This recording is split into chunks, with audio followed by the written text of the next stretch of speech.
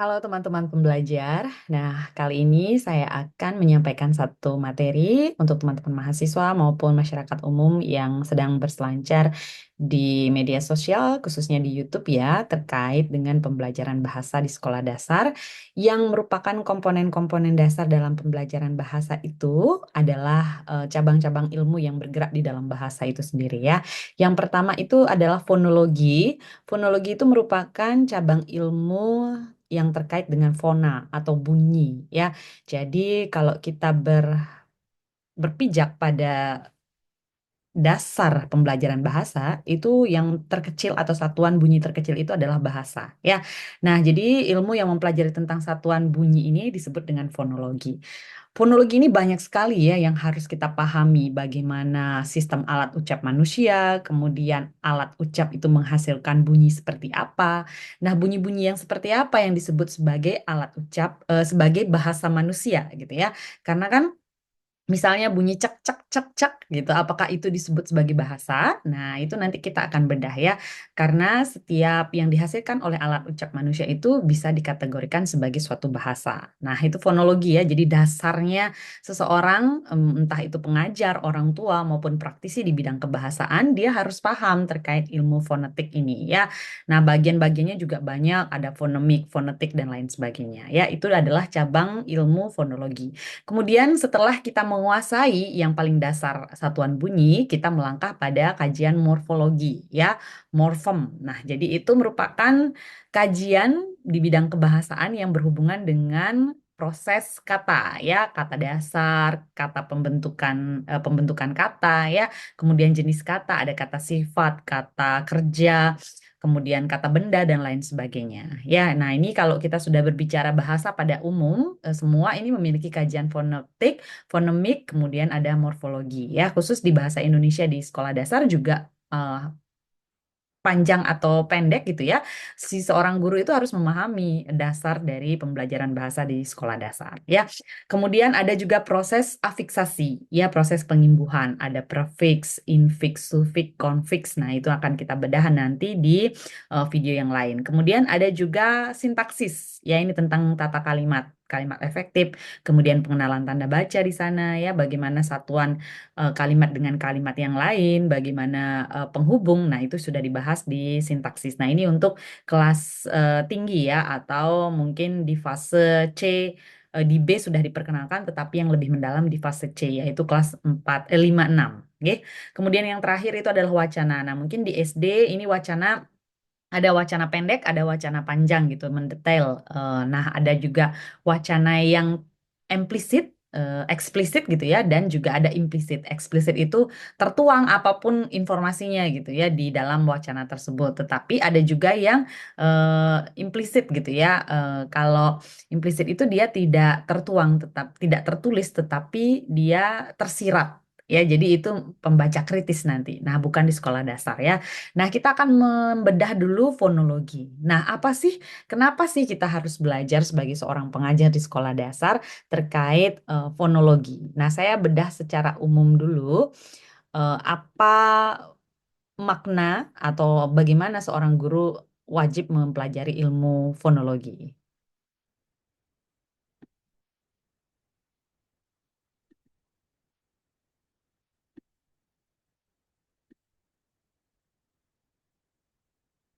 Oke, saya akan berikan ya. Nah, ini kenapa? Semoga bisa terlihat ya. Saya ambil dari UNESA ya. Nah, pembelajaran bahasa Indonesia di sekolah dasar itu memang memiliki peran yang sangat penting karena namanya sekolah dasar, pondasinya itu terletak di usia dasar dan usia dini ya. Nah, di tingkat ini pengenalan dasar terhadap komponen-komponen bahasa menjadi pijakan awal bagi siswa untuk mendapatkan bahasa Indonesia yang baik dan benar. Nah, harus dikategorikan ya, yang baik itu berdasarkan situasi, kondisi di lapangan ya, kondisi penutur dengan mitra tutur gitu ya.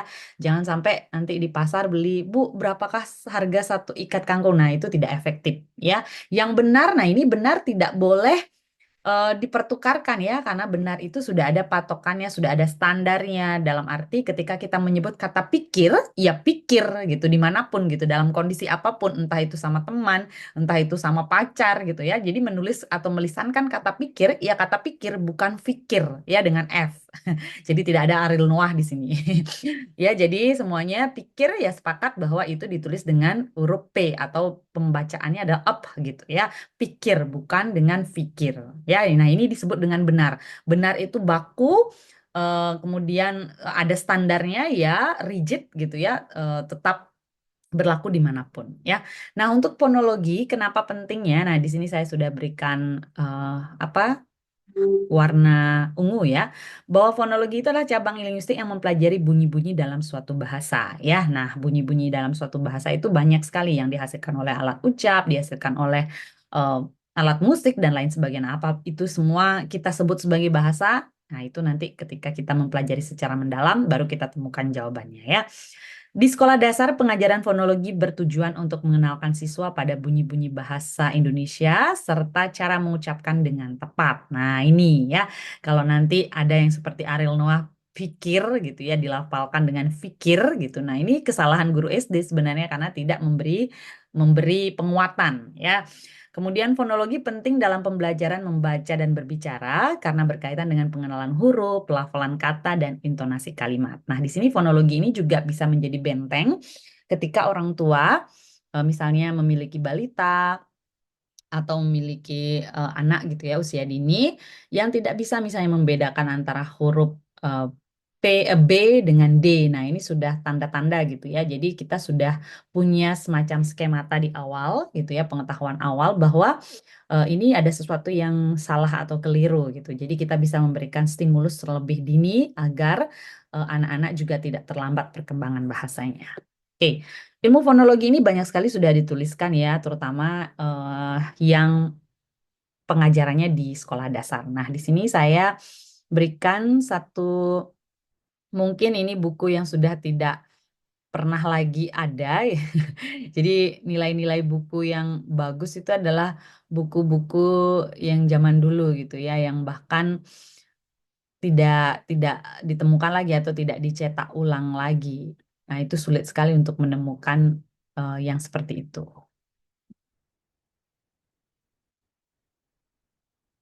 Nah, ini nanti akan saya bagikan ke rekan-rekan ya. Nah, secara umum ini ya. Fonologi semoga bisa terlihat ya. Saya zoom. Nah, ini bukunya nanti PDF-nya ya. Lihat, ini tidak bisa di-copy karena ini sekali ya, buku zaman dahulu kala gitu. Tapi pengetahuannya ya nanti kalau yang belum update mungkin nanti saya berikan penekanan ya bahwa memang ini kan zaman terus berubah, ilmu bahasa juga berkembang ya. Nah, fonologi itu terdiri atas dua cabang lagi yaitu fonemik dan fonetik ya. Nah, ini fonetik adalah bunyi yang dihasilkan oleh alat ucap. Nah, ini Anda tinggal baca apa yang disebut dengan alat ucap manusia ya. Alat ucap itu ada paru-paru, pita suara, lidah, bibir sehingga kita menemukan yang namanya eh, apa jenis suara bilabial, palatal gitu ya. Sehingga kita kalau ada orang yang ngomong gitu kita tahu, oh ini pasti orang Gianyar kalau di Bali ya. Oh ini pasti orang Badung ya. Oh ini pasti orang Kelungkung atau orang Karangasem gitu. Atau ini pasti orang ini ya, misalnya orang Bali. Nah, kalau kita berbicara tentang nasional, oh ini pasti orang Batak. Nah, dari sini ya, dari pengucapan fonetik ya. Nah, ini tapi tentunya manusia semua memiliki paru-paru, bibir, alat ucap lainnya, mulut dan lain sebagainya. Nah, tapi yang menentukan itu adalah bagaimana dia terkoneksi dengan bahasa. Alat ucap itu yang menghasilkan bahasa. Karena kan bahasa itu sangat erat kaitannya dipengaruhi oleh lingkungan dan mitra tutur penuturnya. Nah, ini saya tidak lagi berbicara mengenai fungsi lidah ya. Oke. Nah, ini alat-alat tubuh yang dipergunakan dalam berbicara dapat dan tepat dibagi atas tiga komponen. Ada yang namanya subglotal, ada komponen laring, dan supraglotal. Wah, Bu, kita belajar fonologi kita belajar juga tentang IPA ya. Nah, kalau Anda di sekolah dasar sekarang sebagai guru sekolah dasar itu kan ada integrasi mata pelajaran ya. Nah, ini di sini bahwa bahasa itu sebenarnya milik semua ilmu pengetahuan ya, bisa diintegrasi dengan semua ilmu pengetahuan. Jadi integrasi pengajaran bahasa dan IPA bisa dilihat di sini ya. Nah, ini jadi ini adalah alat ucap manusia ya. Komponen supraglotal ini akan menghasilkan bunyi seperti apa? Nah, nanti kita bahas nih. Kemudian komponen laring, komponen subglotal itu akan membahas seperti apa. Nah, di sini dulu pijakan awalnya untuk ilmunya. Nih. Jadi supraglotal, subglotal dan laring ya. Nah, ini kita bahas. Nah, ini Anda sudah tahu tadi ya, supraglotal itu masuk ke rongga hidung, rongga mulut dan faring. Oke, supraglotal itu bisa menghasilkan bunyi apa saja? Oke, saya langsung singkat-singkat ya. Oh, ini belum. Oke, kita kita tidak membahas ini ya. Oke, bunyi apa saja yang akhirnya akan dihasilkan oleh alat ucap manusia ini? Nah, ini ya, labial. Labial ini adalah pertemuan antara bibir atas dan bibir bawah. Ya, jadi huruf yang dihasilkan itu ab, up, dan begitu. Ya, kemudian ada yang kita sebut kalau Anda jurusan bahasa baru mempelajari semuanya ya, karena di sekolah dasar yang umum saja Anda pelajari ada bunyi labial, kemudian juga ada bunyi palatal ya. Nah, ini zona palatar itu seluruh langit-langit keras ya, langit-langit. Jadi nanti mungkin saya minta teman-teman untuk menggambarkan begitu ya, bagaimana eh, sistem alat ucap kita, kemudian bunyi-bunyi yang dihasilkan di mana saja. Palatal itu langit-langit ya, langit-langit keras, langit-langit atas biasanya ya. Kemudian oke. Nah, nanti ini silahkan ini untuk di bagian pandu. Nah, ini ya. Jadi inilah bunyi-bunyi bahasa yang dihasilkan oleh alat ucap manusia ya. Ada glotal, ada palatal, kemudian ada bilabial ya. Itu komponen yang umum, bilabial, labial, bilabial, kemudian palatal dan glotal ya. Nah, ini pertemuan antara bibir dan bibir, tadi kan saya sudah sampaikan ya, bibir atas dan bibir bawah itu disebut bilabial ya. Kemudian pertemuan antara bibir dan gigi itu labiodental ya. Kemudian pangkal gigi ini tidak ya, karena pangkal gigi itu tidak bisa menghasilkan bunyi atau fonetik gitu ya.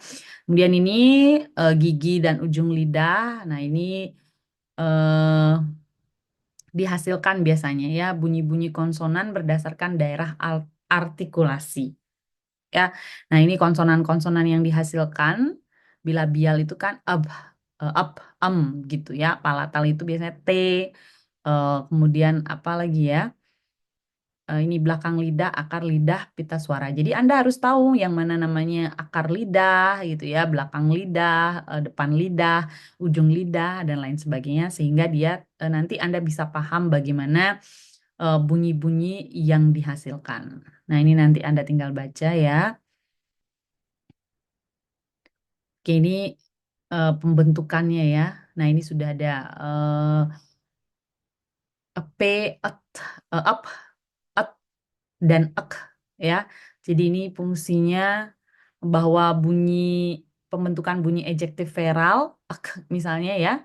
Nah, ini dihasilkan oleh alat ucap yang demikian gitu ya.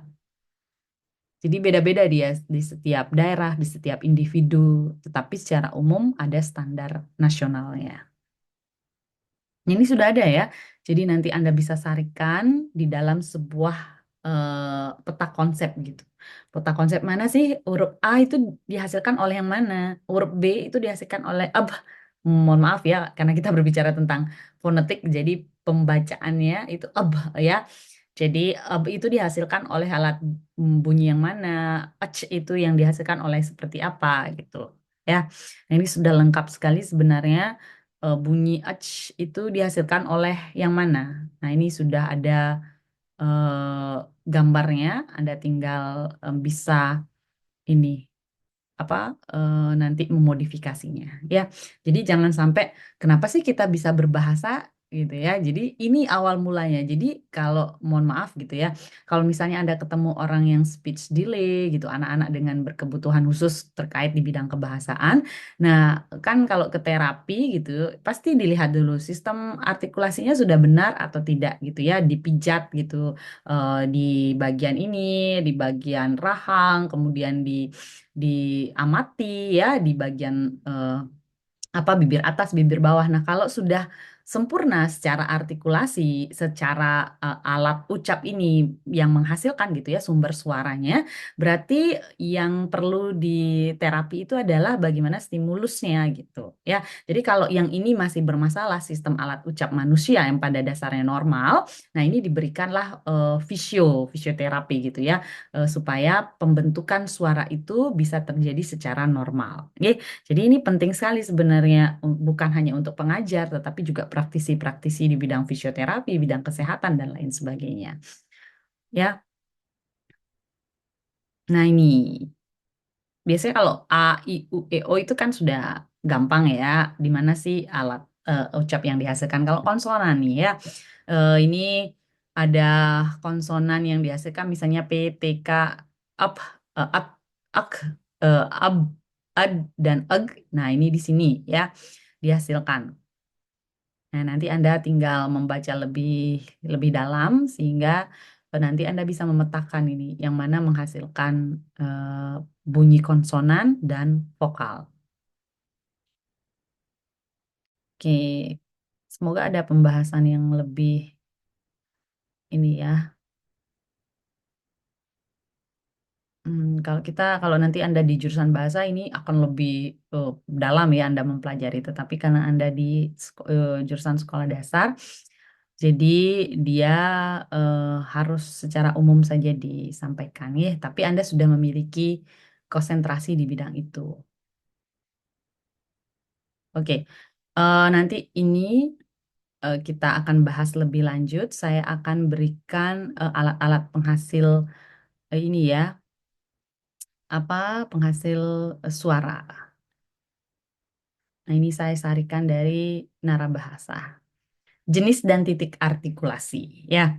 Nah, bunyi itu yang dihasilkan saat berbicara ditentukan oleh cara kita berartikulasi. Ya, seperti tadi saya contohkan ya. Tentunya hal tersebut tidak terlepas dari peran artikulator aktif, ya bibir bawah, ujung lidah, dan daun lidah.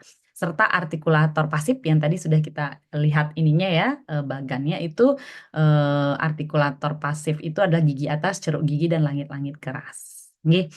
Nah, di sini adanya letupan ya, bunyi letupan yang diartikulasikan oleh artikulator aktif yang tadi ya, artikulator aktif itu bibir bawah, ujung lidah, dan daun lidah. Yang menghambat seluruh aliran udara dan melepaskannya dengan letupan sehingga menghasilkan bunyi up, up, at, ad, ak, ag ya, dan mungkin bunyi lain yang memang eh, bisa dihasilkan sebagai sebuah konsonan ya. Yang terakhir ini disebut sebagai bunyi glotal atau bunyi hamzah, yakni bunyi yang dihasilkan dari celah pita suara. Contoh bunyi glotal dapat kita temukan pada kata taat yang ketika dilafalkan terdengar taat. Ya, ada kalau kita berbicara pada tatanan lisan itu ada apostrof jeda gitu seperti kita menyampaikan kata Jumat. Nah, gitu ya seperti ada jeda doa sehingga ejaan lama dulu kalau Anda bisa tanya ke Bapak Ibu Anda gitu ya, doa itu ada do, kemudian apostrof A gitu ya. Jadi doa seperti ada jeda di sana. Ya bunyi hamzah. Nah kalau yang suka menyanyi ini pasti tahu ya, atau anak band ini pasti tahu bunyi-bunyi hamzah ini. Bukan nama orang ya, tapi memang ada satu studi yang bernama bunyi glotal atau bunyi hamzah. Bunyi yang dihasilkan dari celah pita suara yang dilafalkan terdengar seperti ada jeda atau taat, Jumat, doa. Nah, itu ya. Kemudian ada geseran. Nah, ini SZ. Kemudian ada syarat begitu ya, syarat gabungan dari konsonan SY ya. Nah, itu ada karena proses artikulasi yang bergeser begitu ya. Kemudian sengau, bunyi sengau. Nah, ini orang-orang yang apa pandai menyanyi, kemudian bergabung pada anak band itu pasti tahu bunyi sengau ya. Nah, ini yang dihasilkan oleh artikulasi nasal ya. Artikulasi nasal itu yang dilepaskan melalui rongga hidung. Ya, mencakup bunyi M, N, eng, en. Nah, itu bunyi nasal ya. Nah, ini kan Anda harus paham yang namanya kode fonetik.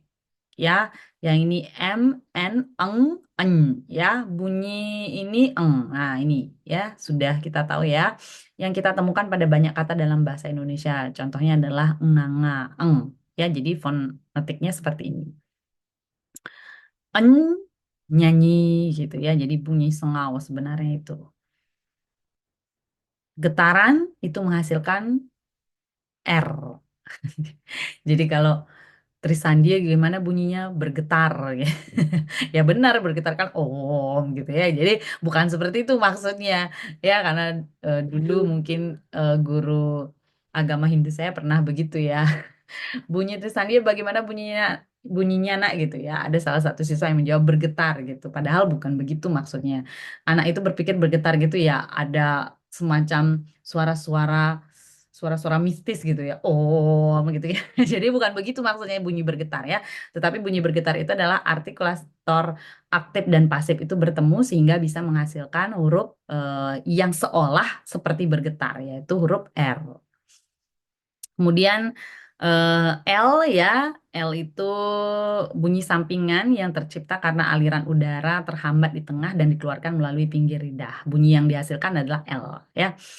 Nah ini tadi saya sudah contohkan ya bilabial seperti ini ya. Gampang sebenarnya bilabial itu ab, w termasuk juga ya. Saya baru paham juga w. Kemudian labiodental yang dihasilkan oleh bibir bawah dan gigi atas sehingga menghasilkan bunyi V, V ya, V dan F, V, V, V, bukan kalau Anda menyebut Fanta gitu ya, Fanta, Fanta dengan F atau dengan V gitu ya. Jadi Vespa V ya, FV, FV gitu. Ya, jadi jangan salah nanti semuanya disebut aktif pakai V gitu. Nah, itu salah. Nah, ini kan jadinya kita tahu bahwa ketika kita sudah tahu bunyi fonetik atau fonemiknya, maka kita akan bisa menuliskan atau melisankannya ya. Kalau V dan F ini saya rasa kalau dilisankan, nah karena orang Indonesia ya, jadi dia masih samar-samar. Tapi kalau sudah dituliskan, nah itu sudah tahu bahwa oh ternyata anak ini tidak memahami gitu ya. Misalnya nulis aktif dengan V ya, V, V Vespa pakai V Panta atau V Vespa. Nah itu jangan lagi ada kayak gitu ya. Jadi Anda harus sudah bisa mengartikulasikan dengan jelas V dan F. F dan V, V ya. Jadi tidak ada F Panta, tidak ada F bendera, apa F bendera, F Panta, kemudian F Vespa itu tidak ada ya, karena bunyinya memang berbeda F dengan V ya.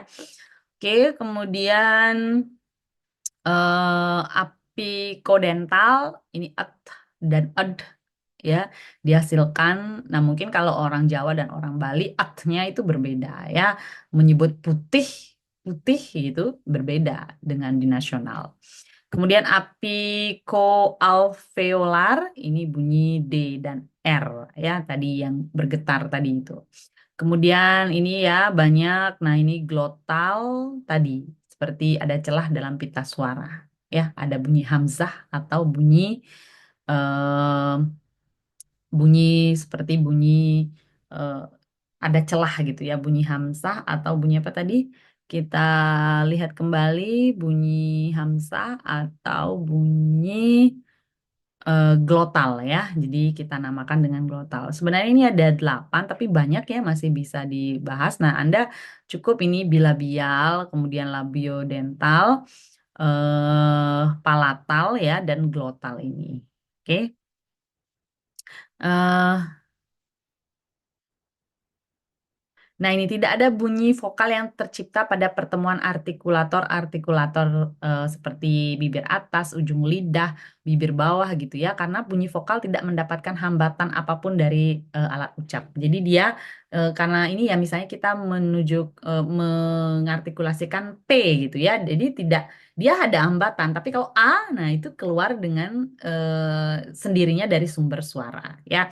Pemroduksian bunyi vokal hanya bergantung pada posisi lidah dan bentuk mulut. Jadi kalau nanti Anda latihan teater atau latihan pita suara, latihan eh, menyanyi begitu ya, pasti yang lebih riskan itu adalah bagaimana pengucapan bunyi konsonan ya daripada vokal. Dan vokal juga kalau vokal penuh, vokal bulat, vokal tidak penuh, nah itu bisa dilihat dari bagaimana cara Anda memproduksi vokal tersebut ya.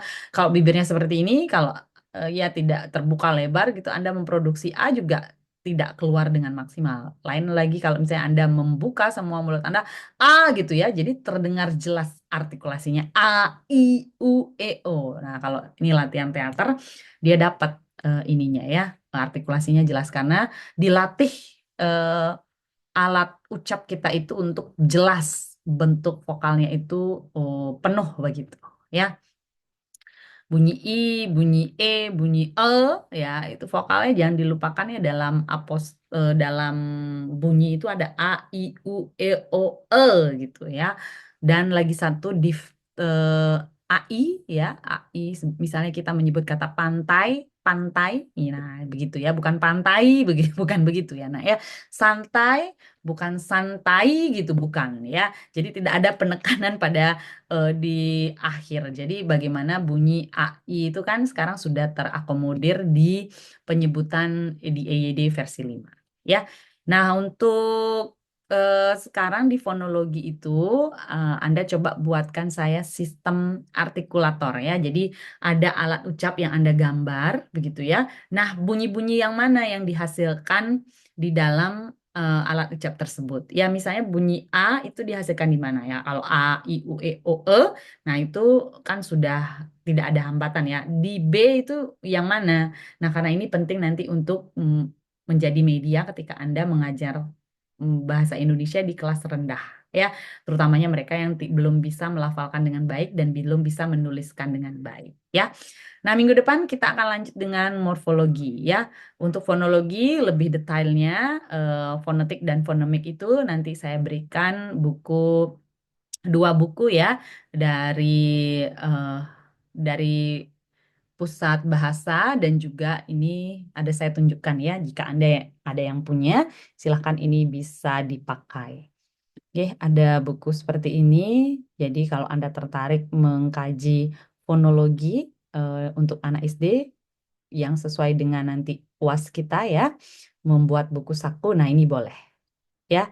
Fonologi Bahasa Indonesia yang mengkaji tata bunyi dalam perspektif linguistik edukasi. Ya, jadi pengertian fonologi, bidang-bidang studi fonologi ini sudah banyak ya.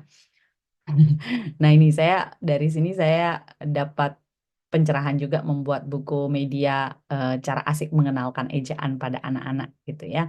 Nah, ini sudah disertai dengan pendapat dari para ahli tentang fonologi itu seperti apa gitu ya. Ada beberapa perbedaan ya, yang mana namanya fonetik artikulatoris, kemudian auditoris, fonetik akustik ya. Nanti ini bisa Anda dapatkan secara gratis dan ingat untuk dibaca ya, karena berapapun banyak buku kalau Anda tidak membaca itu akan sama dengan tidak berarti apa-apa ya. Nah, di sini ini bagus ya fonologi dan kaitannya dengan tata ejaan. Kenapa sih kita belajar susah-susah fonologi padahal saya kan bukan orang bahasa Bu gitu. Nah, karena apa? Karena Anda menjadi pengajar nanti pengajar bahasa. Jadi Anda harus paham fonologi itu merupakan cabang ilmu yang penting untuk dasar dari penyebutan bunyi bahasa. Ya, nah ini ya, nah ini lengkap. Nih, A yang mana? Ab, ach, ya, penghasilnya di sini. Jadi Anda tahu kalau Anda tidak, misalnya Anda tidak bisa mengucapkan F dengan bagus gitu ya. Jadi mengucapkan pikir pikir gitu. Nah, itu berarti artikulasi ada sistem yang salah atau sistem kognitif Anda yang memang belum terbentuk secara sempurna. Nah, itu silahkan Anda mawas diri gitu ya. Jadi Anda sudah tahu letaknya di mana, Anda bisa memberikan stimulus terhadap diri Anda sehingga nanti ketika Anda menjadi pengajar, Anda menjadi seorang pengajar yang bagus dalam fonologi. Oke, ya nanti kita bedah lagi secara lebih mendalam. Hari ini cukup dan Anda tinggal membuat peta konsep semacam ini ya. Jadi bunyi yang mana termasuk bunyi palatal, yang mana termasuk bunyi bilabial dan lain sebagainya. Oke, saya tunggu. Terima kasih dan sampai jumpa ya. Salam pembelajar.